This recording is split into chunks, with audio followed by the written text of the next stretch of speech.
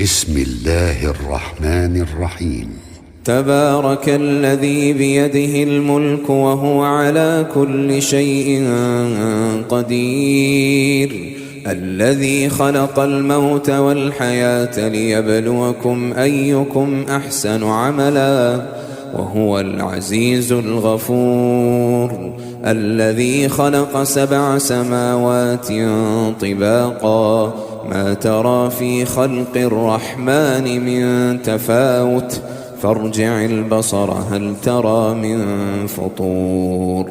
ثم ارجع البصر كرتين ينقلب إليك البصر خاسئا وهو حسير، ولقد زينا السماء الدنيا بمصابيح وجعلناها رجوما للشياطين وأعتدنا لهم عذاب السعير، وللذين كفروا بربهم عذاب جهنم وبئس المصير،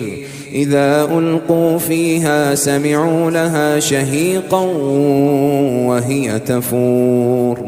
تكاد تميز من الغيظ، كلما ألقي فيها فوج سألهم خزنتها ألم يأتكم نذير، قالوا بلى قد جاءنا نذير فكذبنا وقلنا ما نزل الله من شيء إن أنتم إلا في ضلال كبير، وقالوا لو كنا نسمع أو نعقل ما كنا في أصحاب السعير، فاعترفوا بذنبهم فسحقا لأصحاب السعير. إن الذين يخشون ربهم بالغيب لهم مغفرة وأجر كبير، وأسروا قولكم أو اجهروا به إنه عليم بذات الصدور، ألا يعلم من خلق وهو اللطيف الخبير، هو الذي جعل لكم الأرض ذلولا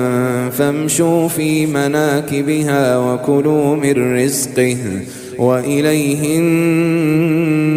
النشور، أأمنتم من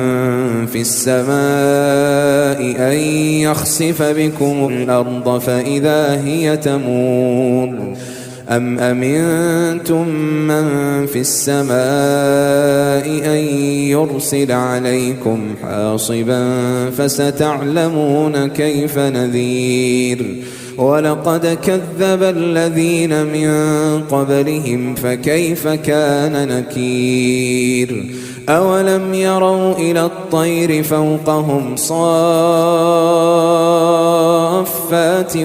ويقبضن ما يمسكهن إلا الرحمن إنه بكل شيء بصير، أمن هذا الذي هو جند لكم ينصركم من دون الرحمن إن الكافرون إلا في غرور، أمن هذا الذي يرزقكم إن أمسك رزقه بل لجوا في عتو ونفور، أفمن يمشي مكبا على وجهه أهدى أمن يمشي سويا على صراط مستقيم، قل هو الذي أنشأكم وجعل لكم السمع والأبصار والأفئدة قليلا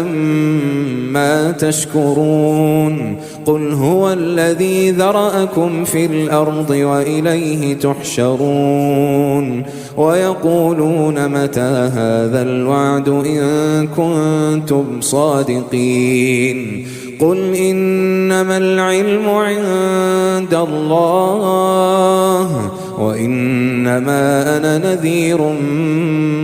مبين، فلما رأوه زلفة سيئت وجوه الذين كفروا وقيل هذا الذي كنتم به تدعون قل أرأيتم إن أهلكني الله ومن معي أو رحمنا فمن يجير الكافرين من عذاب أليم قل هو الرحمن آمنا به وعليه توكلنا فستعلمون من هو في ضلال مبين قل أرأيتم إن أصبح ماؤكم غورا فمن يأتيكم بماء